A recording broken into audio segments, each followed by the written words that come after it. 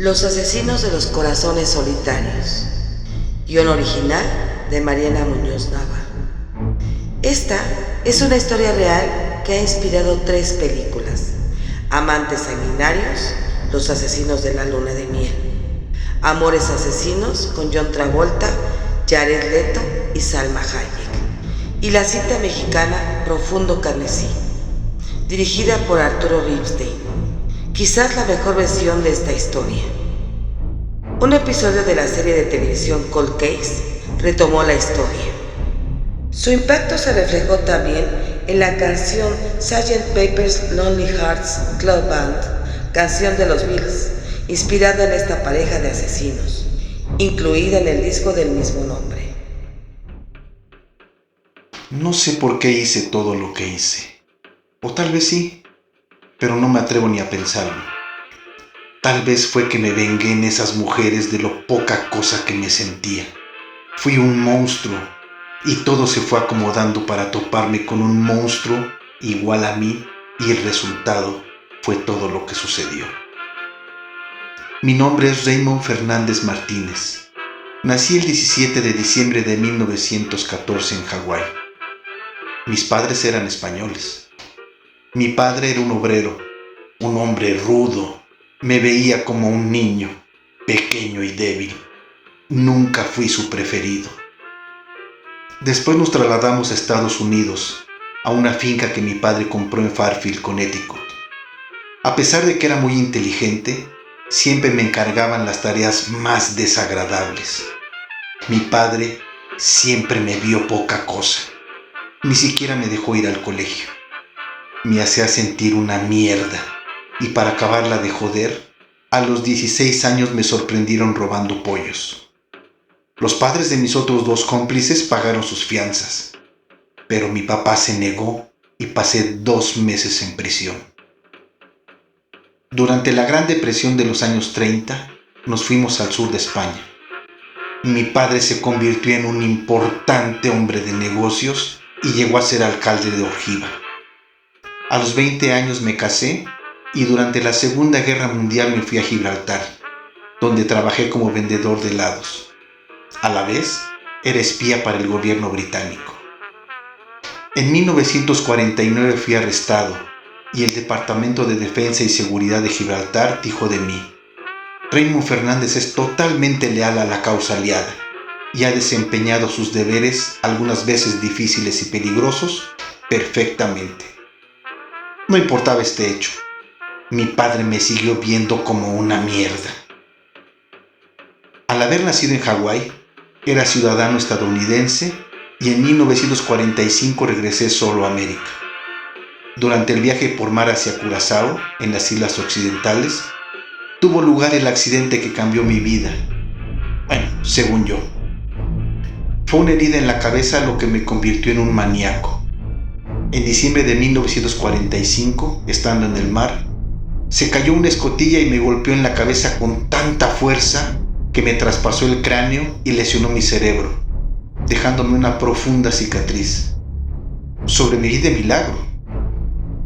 Antes de ese evento, era un hombre de carácter simpático, trabajador y fiel a mi mujer que se encontraba en España.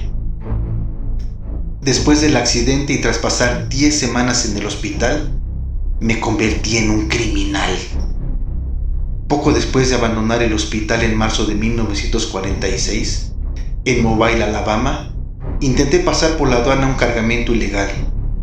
El 4 de abril de 1946, me declararon culpable de intento de robo. No podía evitarlo. No sé por qué. El caso es que fui sentenciado a 1 año de prisión en Tallahassee, Florida. En la cárcel había mucha gente que sabía de magia. Se hablaba de vudú y de magia negra. Me fascinó todo eso, particularmente las historias sobre hipnotismo. Y me dio por pensar que yo poseía poderes mágicos. Y para comprobarlo, escribí al juez que me había sentenciado, quejándome de que se me había impuesto un castigo demasiado severo. Luego empleé varios días intentando influir en el juez mediante la hipnosis. Y para mi sorpresa, pareció funcionar, ya que los funcionarios del tribunal pidieron clemencia al juez y se me redujo la pena. Me sentí alguien especial. Fue toda una revelación. Pensé que podía influir sobre la gente a larga distancia. Entonces, nada era imposible. Podía hacerme rico o famoso, o lo que era aún mejor, tener a todas las mujeres que quisiera. Y fue así como conocí a Marta Beck. Lo que es afín, encuentra lo que es afín, para bien o para mal, y sellé mi destino. Tuve la mala suerte de nacer con varios problemas de salud. Fui obesa mórbida, fea, acomplejada, con cero autoestima. Pero yo quería que me amaran a como diera lugar. Yo quería el amor de un hombre y lo conseguí. Y esas mujeres pagaron por todo lo que me había hecho sufrir. Sí, fui un ser horrible. Hice cosas atroces. Pero todo lo hice por amor. Perdí la cabeza por Raymond. Todo lo que yo quería es que me amara. Nací como Martha Jewel Seabrook el 6 de mayo de 1920 en Milton, Florida, Estados Unidos. Fui la hija menor de una madre dominante. Mi padre, un hombre tímido y retraído llamado William Seabrook, abandonó a nuestra familia cuando yo tenía 10 años. Sufría de un desorden hormonal, de ahí la gordura, y decían que también por eso tenía una actividad sexual desquiciada. Era retraída y malhumorada, desagradaba a todos, así que preferían ignorarme. Los niños me bulleaban mucho. Me desarrollé rápidamente, por lo que mi mamá siempre estaba al pendiente de mí porque los hombres trataban de acercarse. A mí me daba miedo. Yo quería ser amada, pero no sabía nada de sexo. Pero todo cambió al pasar el tiempo. Me convertí en una mujer muy dominante que disfrutaba con el sexo duro, sin preámbulos de romance ni galanteo. Sin embargo, en el fondo sí quería afecto y romance y soñaba cuando leía revistas del corazón baratas. A los 22 años, aprobé los exámenes de enfermería. Sinceramente quería hacer algo que ayudara a la humanidad. Eso dije cuando ingresé a la escuela local de enfermería de Pensacola. Pero la gente me odiaba por mi apariencia física y no podía encontrar trabajo. Finalmente, lo encontré en una donde lavaba y amortajaba cadáveres.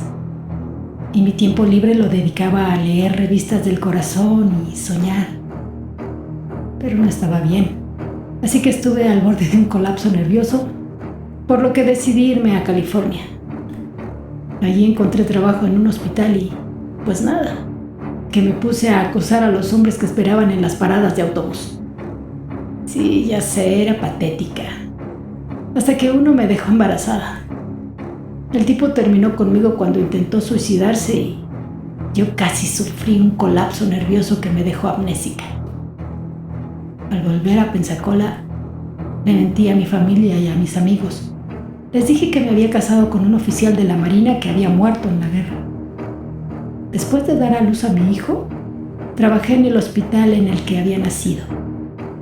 Unos pocos meses después, el 31 de mayo de 1944, me despidieron por conducta escandalosa. Seguía acosando hombres.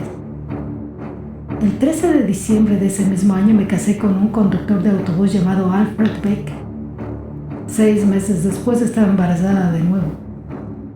El 15 de febrero de 1946 comencé a prestar servicio en la residencia para niños minusválidos de Pensacola y en el otoño me nombraron directora. Me convertí en una ebria, comedora compulsiva. La verdad es que sentía un gran vacío. No tenía ninguna relación amorosa, duradera o estable, pero todo estaba a punto de cambiar. En el mes de noviembre, un conocido me gastó una broma pesada. Escribió al Club de Corazones Solitarios de Nueva York en mi nombre, pidiendo que me mandaran una solicitud de inscripción. Fue en este momento que iniciaría un periplo de muerte y sufrimiento para muchas personas. El folleto del Club Mothers Dinners Friendly que recibí en mi buzón de correo en noviembre de 1947 era una hoja raída con la foto de 8 mujeres. Todas las fotos, aunque borrosas, eran de mujeres más que maduras. Cada una de ellas tenía las iniciales del nombre y agradecían al Club Mothers Dinners el que las hubiera ayudado a encontrar marido.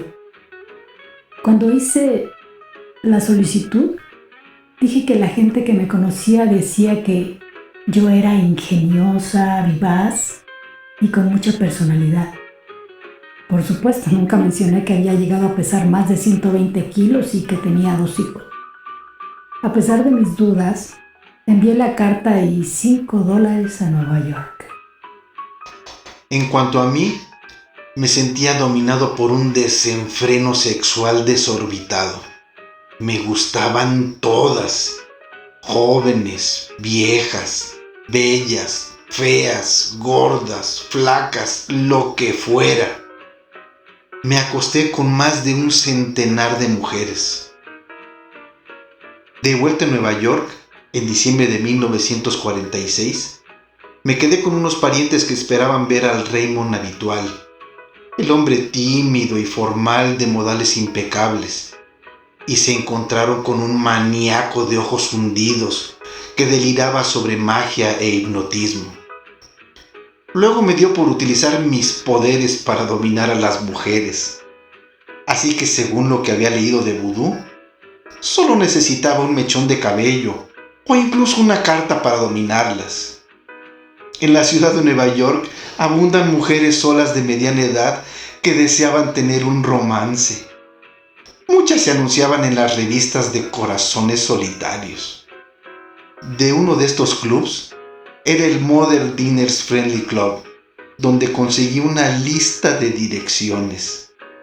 Me divertía leer sus cursilerías. Me escribieron tantas. Yo tenía todo para conquistarlas.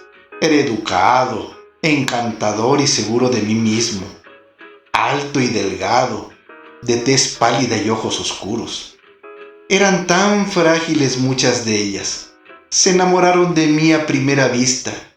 Y otras, incluso señoras respetables, se prestaron a acostarse conmigo en el primer encuentro. Yo estaba seguro que se debía a mis poderes hipnóticos.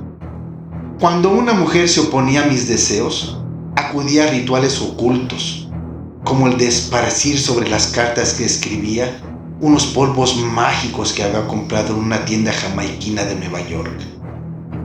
Pocas mujeres se me resistían durante mucho tiempo. Llegué a sostener relaciones amorosas con una docena de mujeres al mismo tiempo. Muchas eran adineradas y se mostraban dispuestas a compartir su dinero conmigo.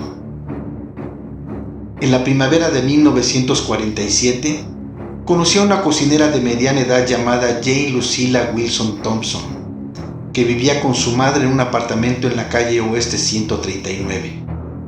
Ellas tenían huéspedes, así que me fui a vivir ahí. Lucilla Thompson estaba separada. En agosto, ella y yo planeamos unas vacaciones en España. Viajamos en octubre como marido y mujer. Fuimos a Madrid, Granada y Málaga.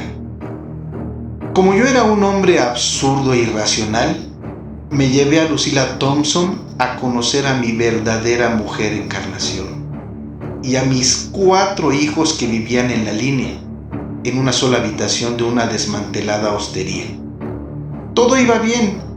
Las 2 mujeres convivieron bien, hasta que Lucilla sintió que estaba combatiendo a su marido.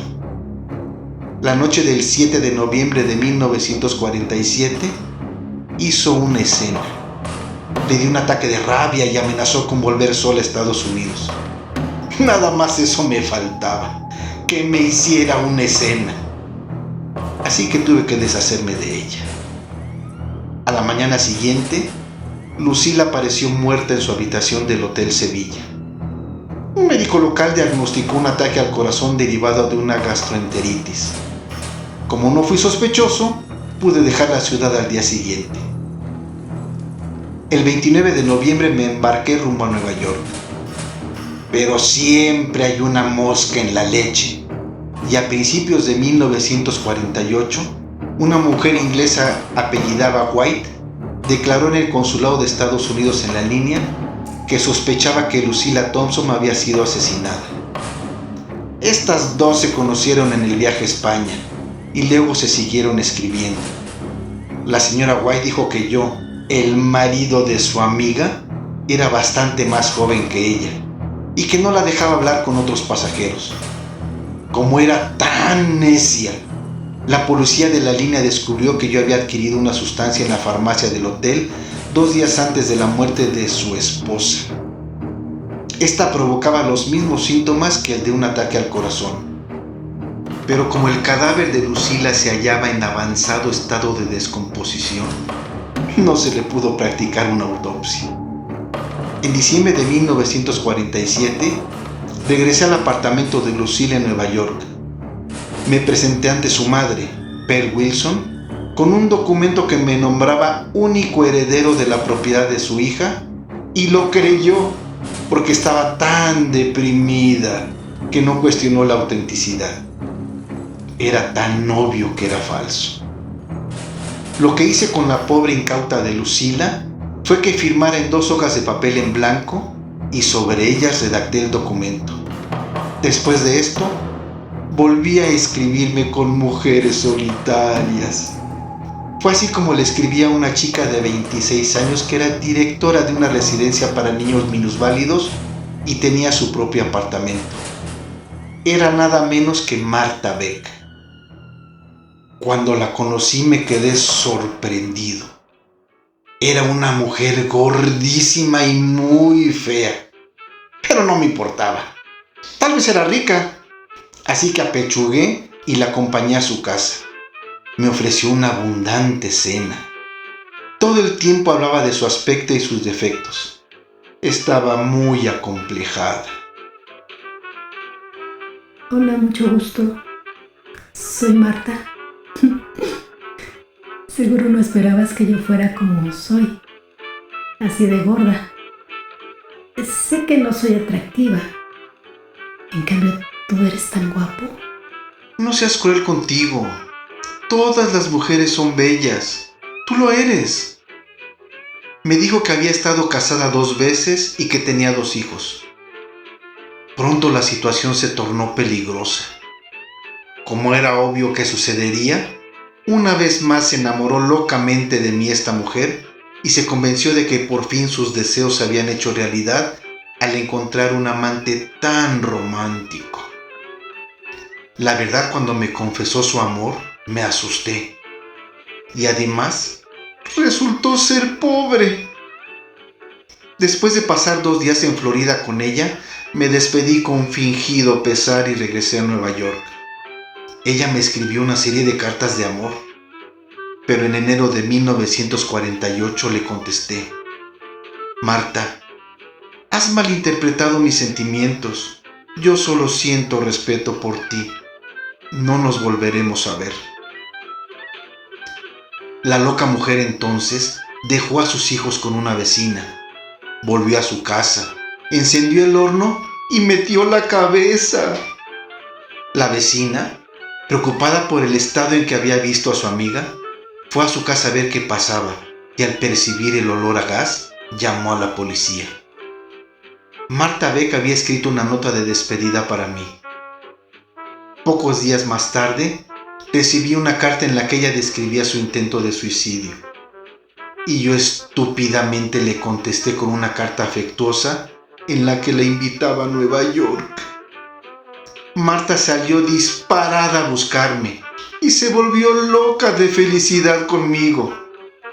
Continuamos con el romance apasionado, pero como antes, yo no quería sentirme atado a nadie. Cuando ella se fue, descansé. De vuelta en Florida, la despidieron de su trabajo de la residencia para niños minusválidos de Pensacola.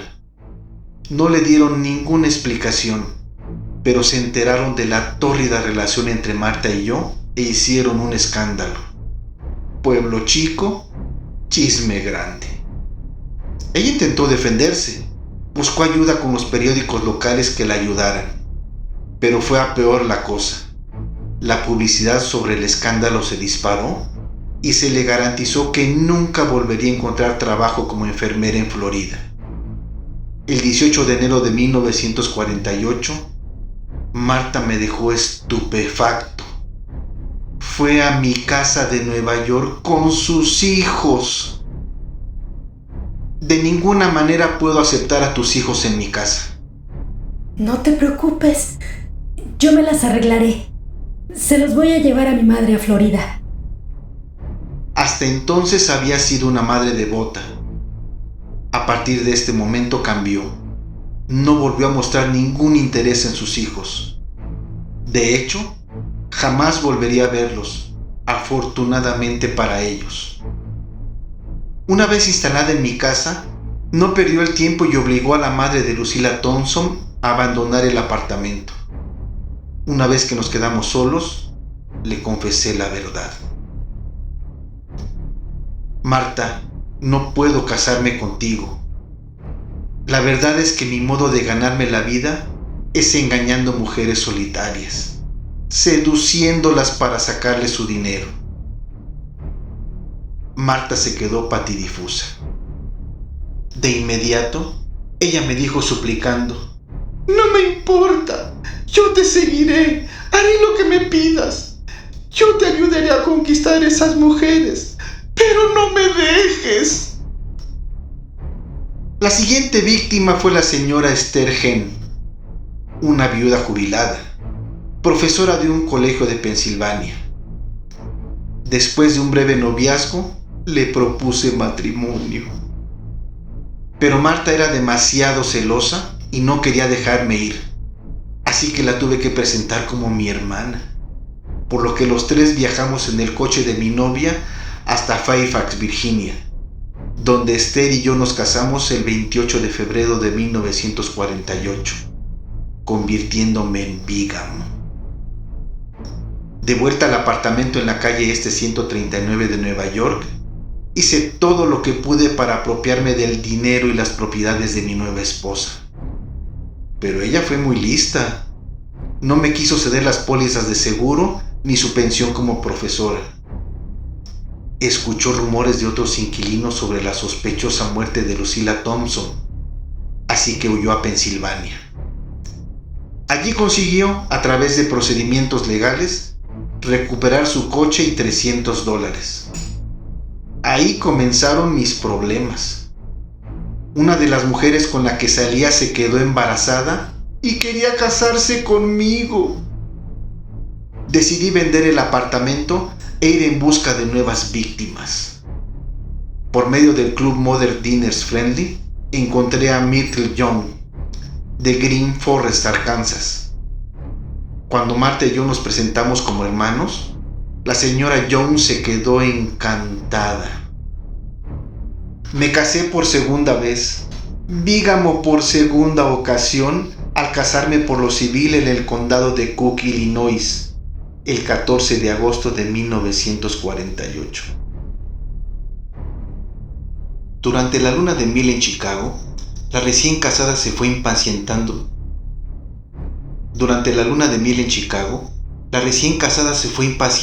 Progresivamente porque no podía consumar el matrimonio. Esta situación y los celos de la Marta empeoraron todo. Al tercer día, Myrtle John dijo que si su cuñada no se marchaba, se iría ella. Tuvimos una gran pelea que terminó cuando Myrtle tomó un frasco de barbitúricos. ¿Qué vamos a hacer ahora con esta mujer? Vamos a dejarla tirada en algún lugar, al fin que ya le sacamos el dinero. Marta y yo ya habíamos obtenido de ella $4,000, así que ya no nos servía. Fue cuando decidimos deshacernos de ella. La dejamos en un autobús con rumbo a Arkansas, al borde de un colapso, en medio de gritos y reclamos. Del coraje durante el viaje sufrió un ataque y poco después murió de hemorragia cerebral en un hospital. La Navidad de 1948 fue deprimente, sin dinero. Ya nos habíamos gastado lo que le habíamos sacado a Myrtle, pero ya habíamos elegido a una nueva víctima. Se trataba de Janet Fay, una viuda de 66 años de Albany, en el estado de Nueva York. La señora Fay era muy devota. Me hice llamar Charles Martin.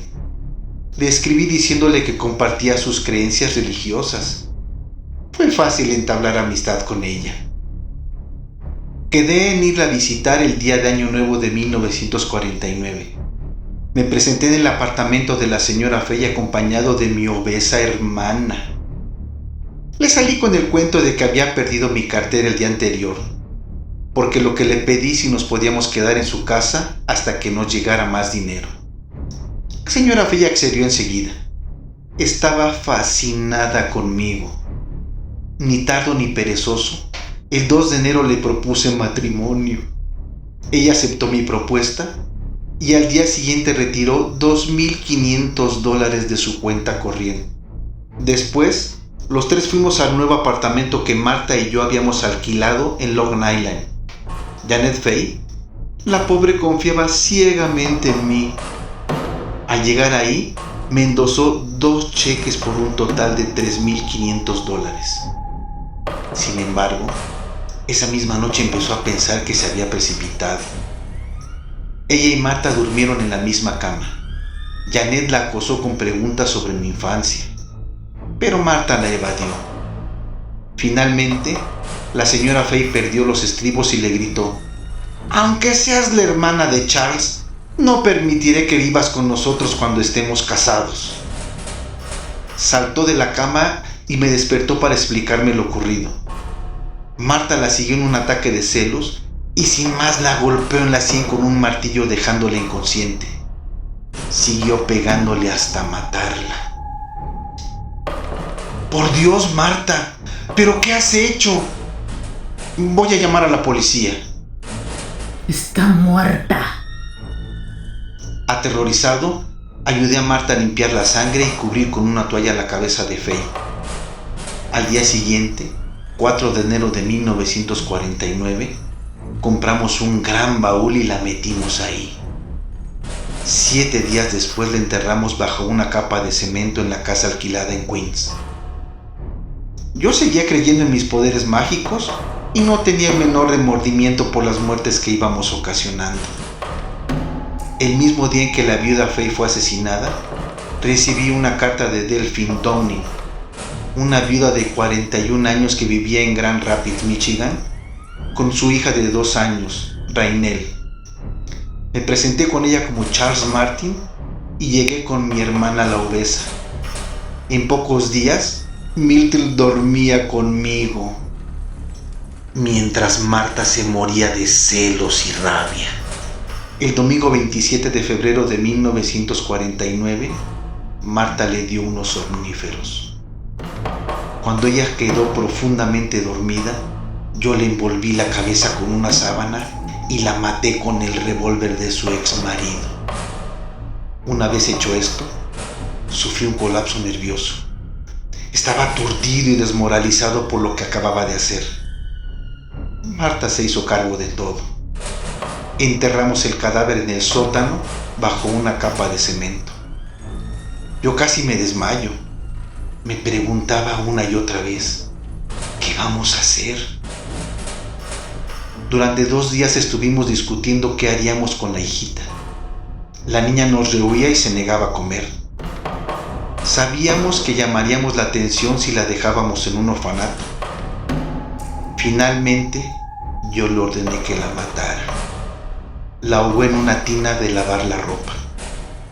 Yo le ayudé a enterrar a la niña junto a su madre. Poco después, 2 vecinos que sospechaban algo raro nos llamaron a la puerta. Marta y yo charlamos un rato con ellos. Luego los despedimos y nos fuimos al cine. De regreso a casa, volvieron a llamar a la puerta. Eran 2 oficiales de policía. Marta y yo fuimos arrestados en la prisión de Kent. Ya no pude más. Finalmente confesé todo lo que yo había hecho solo y con Marta, que también confesó, aunque su versión difería en algunos aspectos de la mía. Al día siguiente, los periódicos nos llamaron los asesinos de los corazones solitarios. Las víctimas fueron exhumadas. La policía de la línea en España fue requerida de nuevo para reabrir el caso sobre la muerte de Lucila Thompson. Pero lo que más conmocionó a la opinión pública de Estados Unidos fue el asesinato de la niña. Como en el estado de Michigan no existe la pena de muerte, Marta dijo en su celda: No quiero volver a Nueva York. No quiero morir en la silla eléctrica. Y fuimos trasladados a Nueva York, donde podíamos ser ejecutados. Allí nos juzgaron por el asesinato de Janet Fay. Yo sentí en ese momento que mis poderes mágicos habían desaparecido. Me sentí totalmente inseguro y regresé a mi comportamiento anterior al golpe en la cabeza. Me volví más reservado. Deberían matarme. He hecho cosas horribles, pero no le tengo miedo a la silla eléctrica. En junio de 1949, comparecimos ante los tribunales del Bronx por el asesinato de Janet Fay. Nos declaramos no culpables de asesinato en primer grado. Nuestra defensa era poco convincente. Nuestro abogado, Herbert Rosenberg, sostuvo que Marta estaba loca y que yo no sabía que ella iba a matar a la señora Fay. Pero más tarde cambió de opinión. Me declaré no culpable por incapacidad mental. Como prueba de ello, hablaron de nuestra conducta sexual, pero de nada sirvió. El 17 de junio de 1949, tras un juicio que había durado 44 días, nos declararon culpables de asesinato. Fuimos sentenciados a morir en la silla eléctrica. La vida no me importaba mucho. Lo único que realmente me importa es saber si Raymond me ha amado. Me acabo de enterar que Raymond tiene sífilis y me contagió. Creo que nunca me quiso. Yo le dije a los médicos de la prisión que sentía un cariño sincero por Marta, así como una gran consideración, pero que no la amaba. Tenía mucho miedo, así que 2 horas antes de la ejecución le envié este mensaje: me gustaría gritarle al mundo el amor que siento por ti. No sé si era verdad eso que dije, pero estaba al borde de morir y me sentía tan solo. Cuando recibí el mensaje, sentí una inmensa felicidad. Abracé a una enfermera y le dije: ahora sé que Raymond me quiere y puedo afrontar la muerte con alegría. El 8 de marzo de 1951, tras agotar todos los recursos de apelación, fuimos electrocutados en la prisión de Sing Sing, en Nueva York. Fue así como terminó nuestra fea, patética y triste historia de un par de corazones solitarios.